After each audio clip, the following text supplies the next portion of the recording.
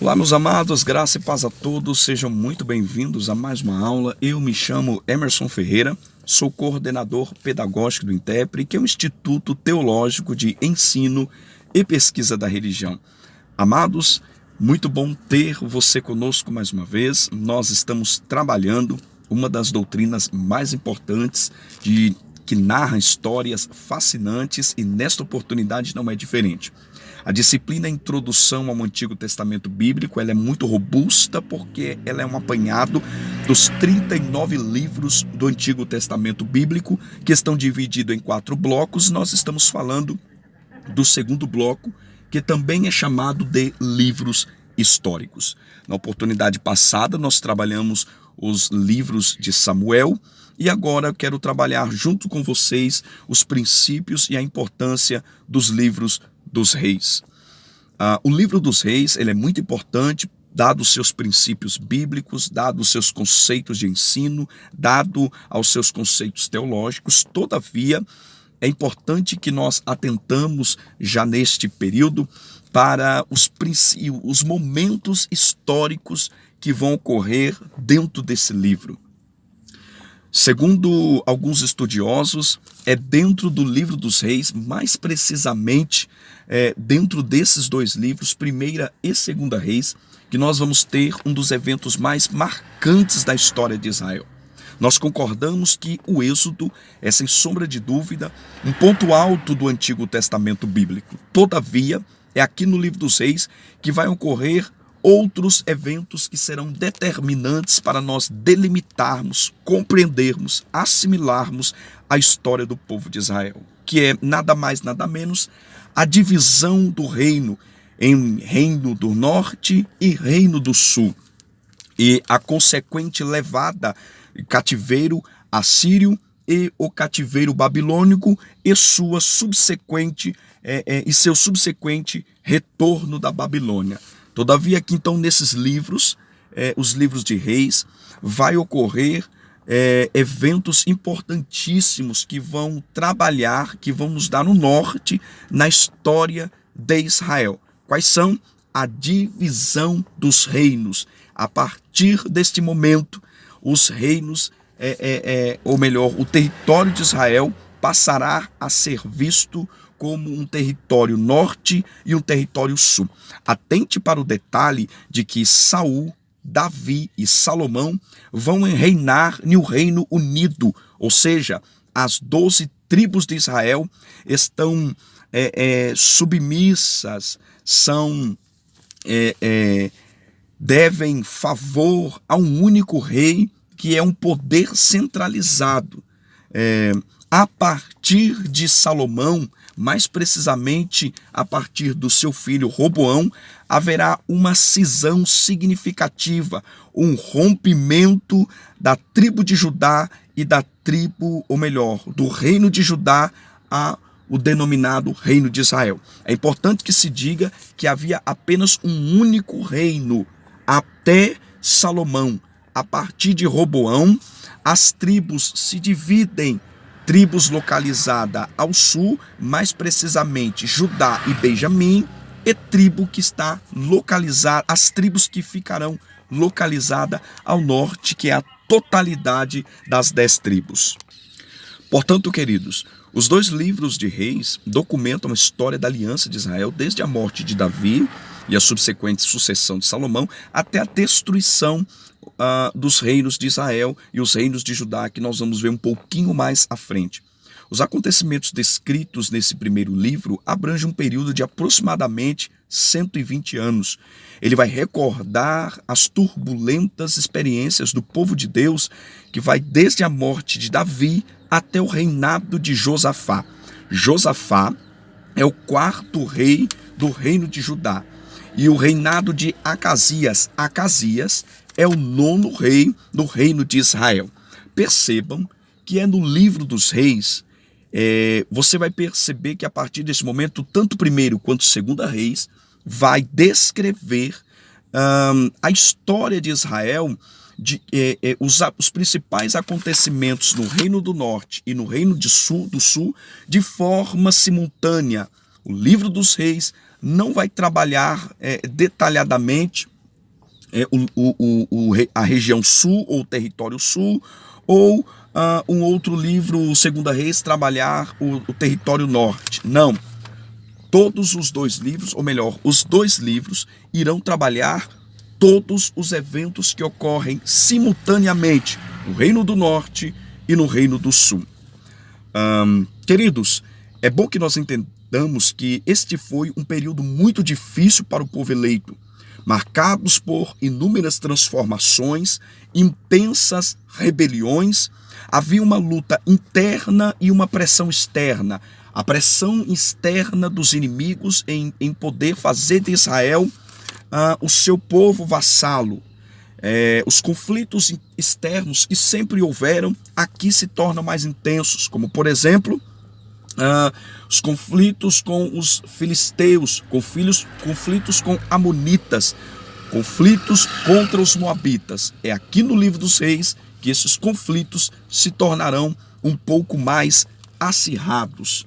E havia também o que nós chamamos de aquela pressão interna, dado ao conflito armado entre os irmãos que estavam ali nas 12 tribos. Muitas das vezes haviam embates fratricidas. As tribos de Israel lutavam de forma tão veemente uma com a outra que o saldo era morte entre os próprios irmãos. Então, o resultado deste período e deste momento tenebroso de Israel, em que o reino estável, dirigido por um líder forte, que foi Davi, ele divide-se em dois: reino de Judá, que fica ao sul, e reino de Samaria, que vai ficar ao norte. Amados, o tema central desses dois livros é, sem sombra de dúvida, a divisão do reino. Em seu leito de morte, Davi já havia aconselhado o seu filho a permanecer fiel nos caminhos do Senhor, guardar os seus estatutos, os seus mandamentos, os seus juízos e os seus testemunhos, como estava escrito na lei de Moisés. Davi morre tranquilamente e seu filho Salomão vai herdar o reino que o seu pai havia consolidado. É importante que se diga que foi no reinado de Salomão que se construiu o suntuoso palácio do rei. E outro palácio também suntuoso foi construído à filha de Faraó. E por que não dizer que um dos monumentos mais importantes também que fora construído neste período foi o templo do Senhor nosso Deus em Jerusalém. A construção do templo levou cerca de 7 anos. Já percebe-se a vaidade e o ego do rei, porque a construção dos palácios demorou praticamente o dobro do tempo, cerca de 13 anos. Amados, em face de tudo isso, ele não consegue já custear o tamanho do programa de obras públicas que ele está desenvolvendo, e ainda mais sustentar a opulência e a extravagância da corte, com 700 esposas e 300 concubinas. Amados, é de se esperar, e é o que vai acontecer, há um deflagrado descontentamento no povo. O povo começa a sentir o peso por ter que custear uma corte real cara, orgulhosa e opulenta. Salomão passa, Salomão tem seu período, mas seu filho Roboão ascende ao trono. É bom entender que quando Roboão ele vai assumir a monarquia, ele não vai atender ao clamor público para que os impostos fossem reduzidos, porque alguém pagava essa conta. Toda a opulência e extravagância do rei, todos os custos elevadíssimos de Salomão eram pagos pelo povo. O povo então sente o peso, sente o impacto dos impostos em suas contas domésticas e pessoais. Após a morte de Salomão, vem em Roboão uma oportunidade do diálogo, a fim de que os gastos opulentos, os impostos altamente cobrados fossem então reduzidos. É importante que se diga que Roboão é inexperiente. Combinada com a arrogância ele vai destruir tudo de forma rápida e de forma terrível.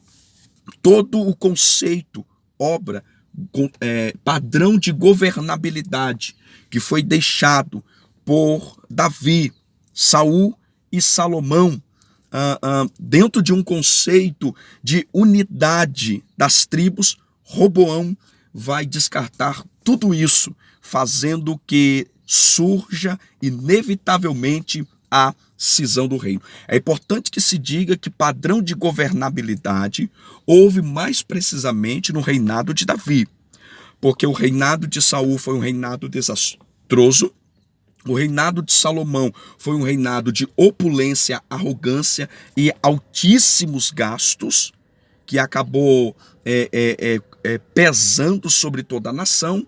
Portanto, o padrão de governabilidade foi o de Davi.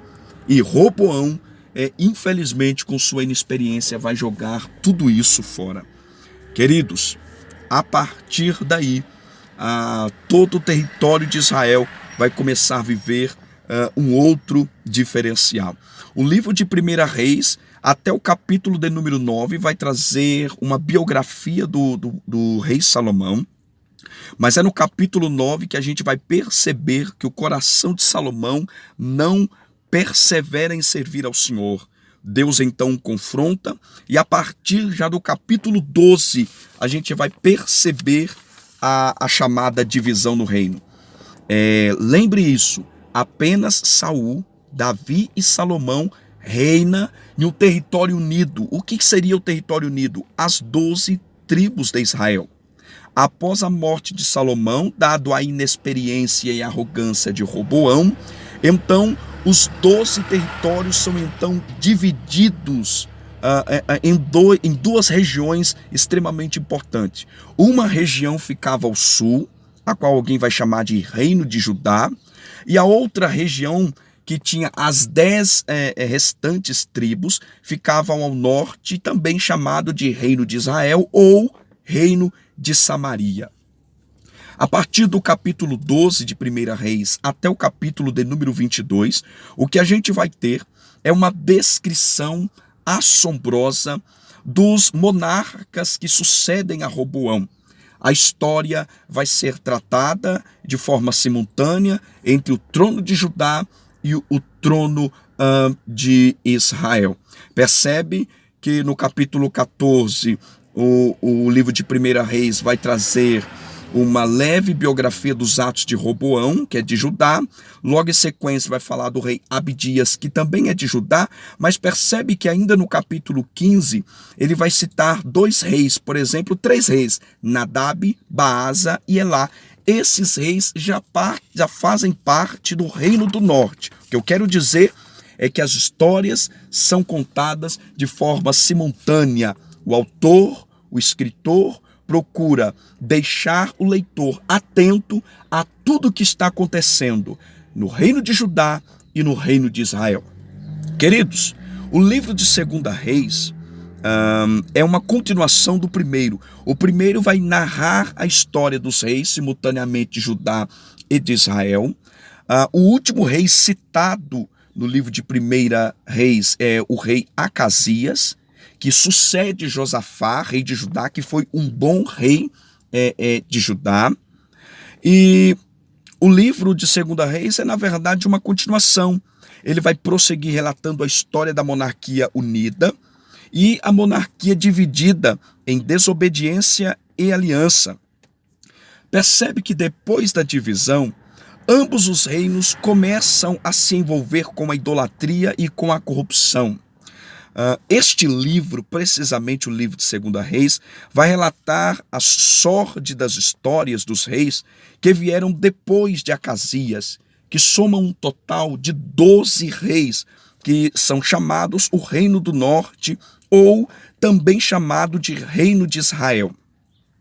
E percebem que dos últimos 16 reinos, 16 reis do Reino do Sul, chamado Judá, então este período do livro de 2 Reis vai cobrir um período histórico de aproximadamente 300 anos, enquanto que o livro de 1 Reis vai abranger um período de aproximadamente 120 anos. Alguns desses 28 governantes que vai trabalhar o livro de 2 Reis são mencionados em apenas poucos versículos, como o rei de Israel Elá, o rei Baasa, o rei Abinadab, mas percebem que outros reis vão destinar capítulos inteiros. A atenção maior vai ser dirigida àqueles que ou serviram de modelo de integridade, como Josafá, como o rei Uzias, e como outros reis que foram bons reis de Israel, ou eles vão ilustrar por que essas nações finalmente entraram em colapso. Ou seja, o tempo que é destinado aos reis vai corresponder ao seu alto nível de fidelidade ou seu baixo nível de fidelidade, o que vai levar inevitavelmente a nação inteira a um colapso espiritual e, infelizmente, nós vamos perceber isso um pouco mais à frente na história. O livro em si, ele vai recordar as turbulências, experiências do povo de Deus, que vai desde o reinado de Acasias, como nós falamos que foi o 9º rei de Israel, até o que nós chamamos de a queda de Israel para a Síria.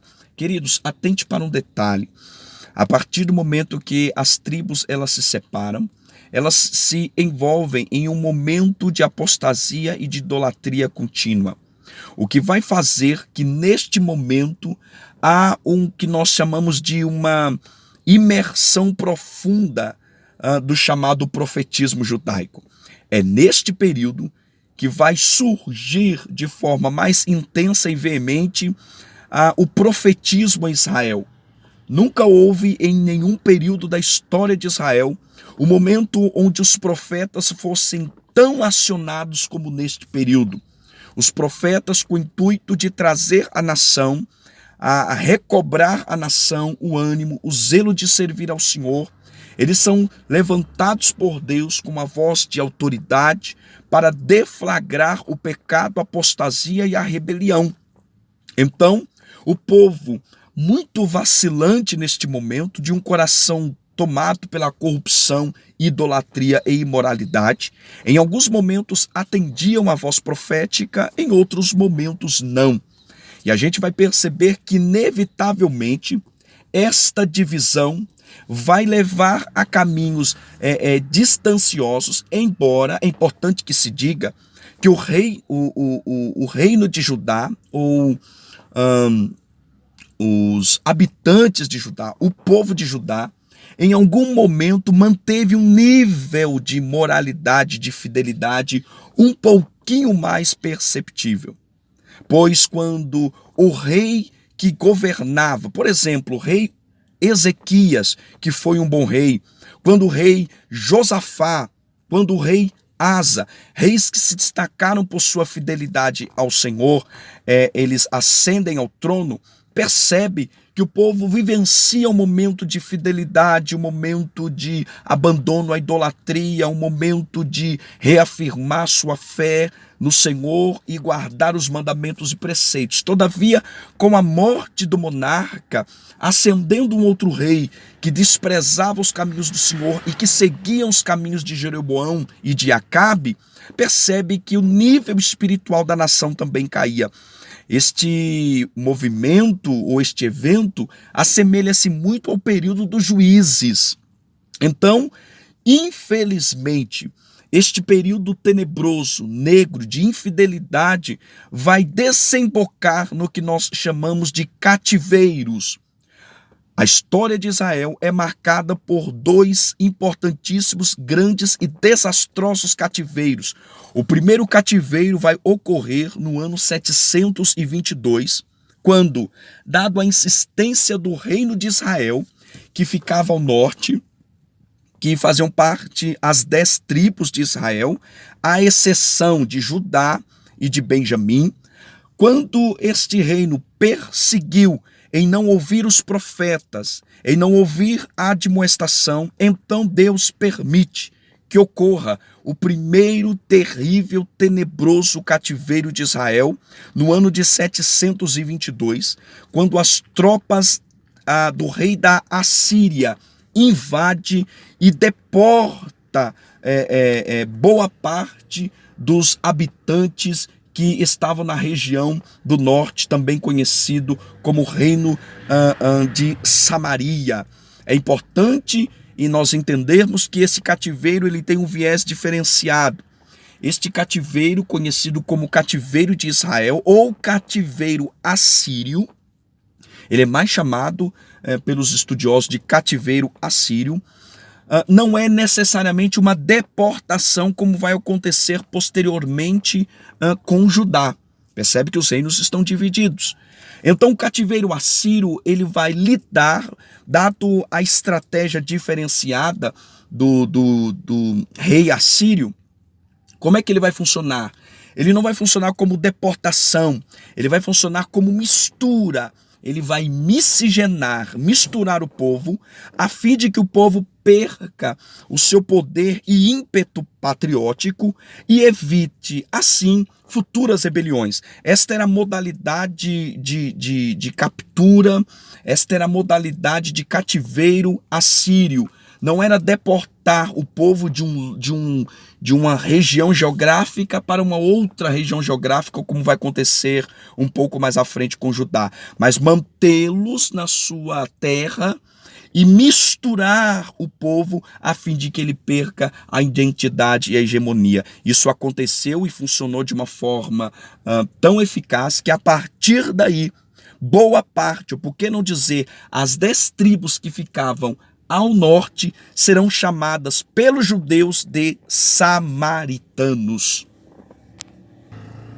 Então atente que o termo samaritano ele vai passar a existir, ele vai ter uma predominância até religiosa por conta desta mistura que foi desenvolvida, que foi desempenhada através do rei da Síria, que era uma forma de diminuir o prestígio, a hegemonia política e principalmente religiosa, evitando que os seus liderados, aqueles que haviam sido capturados, ganhassem força, se unissem e rebeliassem contra a então império dominante. Queridos, um pouco mais à frente a gente vai ver que vai ocorrer o chamado cativeiro babilônico. No ano de 586, o reino de Judá ele vai permanecer um pouco mais, dado a sua instabilidade, alguns pontos de fidelidade. Percebe que os monarcas que reinaram em Israel, todos eles foram ímpios, todos eles desobedeceram a Deus. Todavia, no Reino do Sul, dado a um propósito de preservação da cadeira de Davi, porque havia uma promessa de Deus destinada à casa de Davi, pois era da casa de Davi que o Messias haveria de vir. Deus fez essa promessa a Davi, reiterou a Salomão, e é por conta desta promessa, é por conta da promessa que da casa de Davi viria o Messias, Deus então preserva pontos de luz, pontos de fidelidade em Judá. É por isso que a gente vai ver em alguns momentos Judá restaurando o culto, como fez nos tempos de Ezequias, restaurando o culto e a Páscoa, como fez nos tempos do também rei Ezequias e nos tempos de Josias. Então, por conta destes focos de luz e de fidelidade, Deus preserva por mais tempo a nação de Judá. Mas a nação de Judá também não é fiel ao Senhor, não preserva a fidelidade. Deus levanta profetas como Isaías, Deus levanta profetas como Jeremias. É neste período que são escritos os livros proféticos. Boa parte dos livros proféticos, tanto pelos profetas maiores como os profetas menores, eles serão desenvolvidos aqui dentro deste período de primeira e de segunda reis. É bem verdade que tem profetas que vão profetizar depois do retorno do cativeiro, como é um exemplo o caso de Ageu, o caso de Malaquias, mas grande parte dos profetas profetizam dentro destes períodos de 420 anos, que é o período que engloba o período de primeira e o período de primeira e segunda reis. Queridos, quando você entende isso, você entende boa parte do conceito do Antigo Testamento bíblico.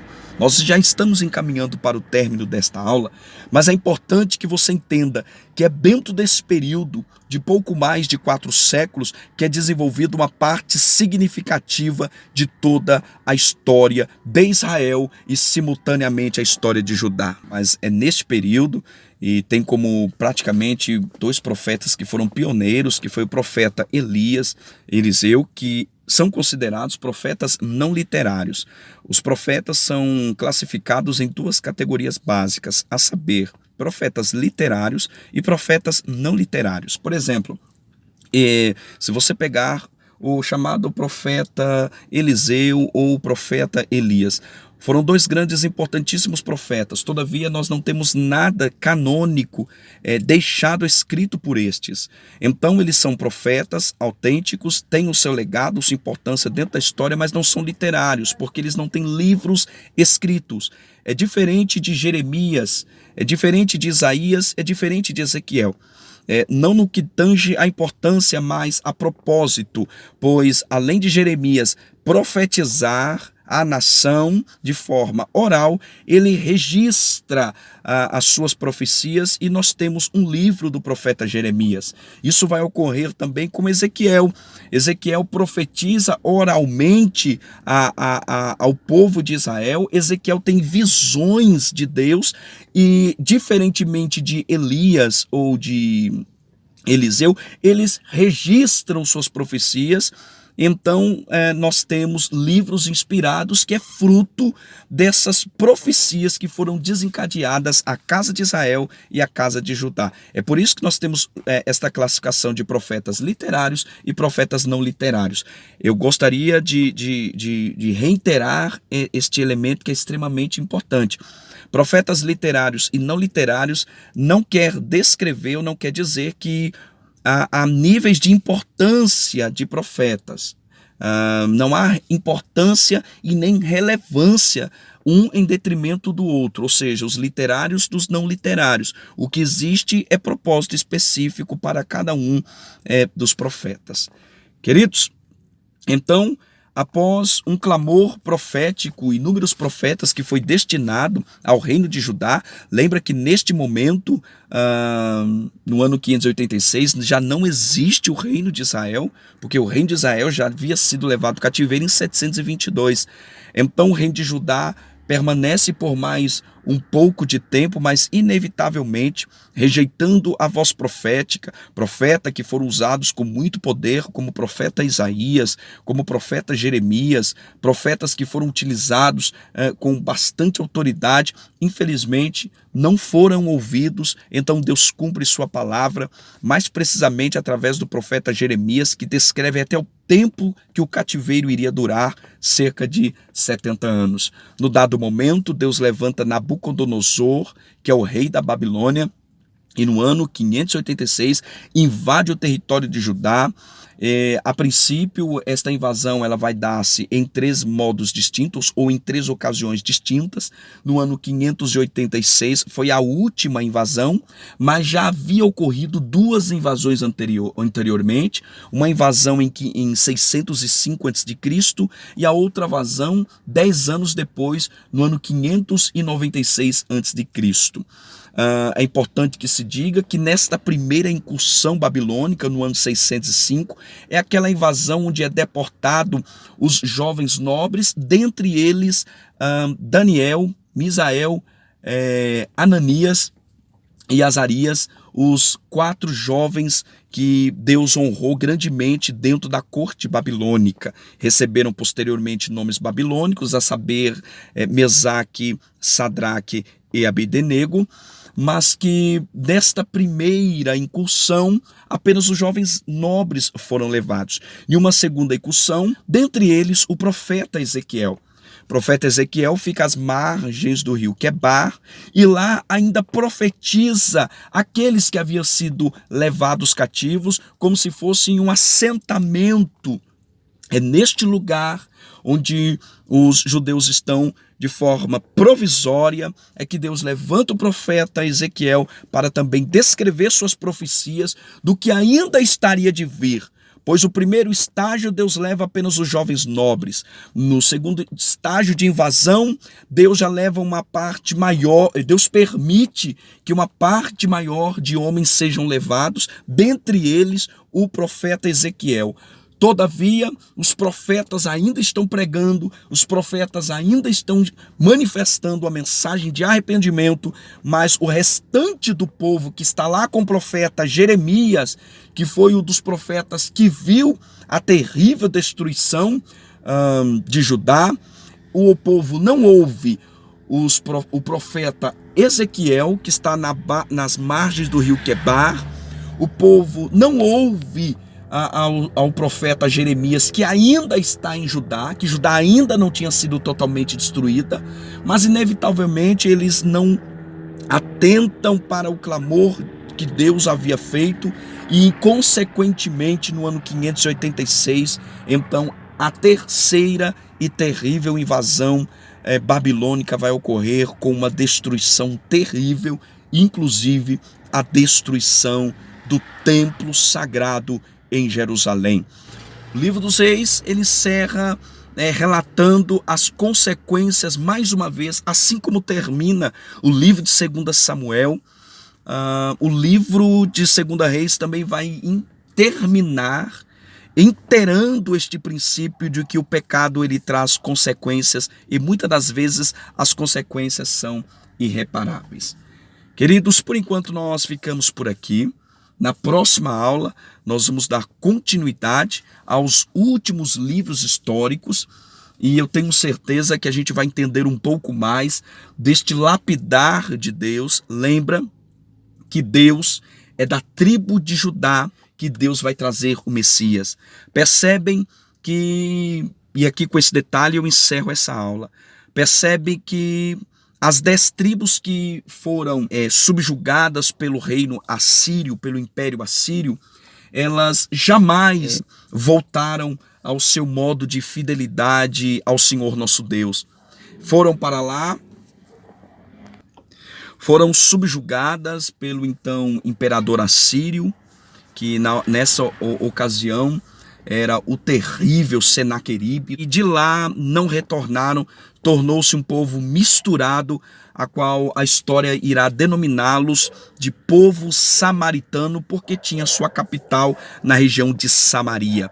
Já ao povo de Judá, Deus preserva Judá, Deus permite que Judá seja levado, deportado, diferentemente do cativeiro assírio. Eles são deportados, eles são desterrados do seu território, vão para uma terra estranha que é a Babilônia. Lá Deus está moldando, lá Deus está trabalhando, porque Deus preserva Judá, porque Deus tem uma promessa que foi feita a Davi, foi reiterada a Salomão e se cumprirá, que é o nascimento do Messias, e o Messias tem que vir de uma nação, de um povo que preserva preceitos, que preserva princípios, e isso vai ficar muito claro, é o ato preservador de Deus, com o intuito de manter os seus propósitos, porque os seus propósitos são inabaláveis e inatingíveis.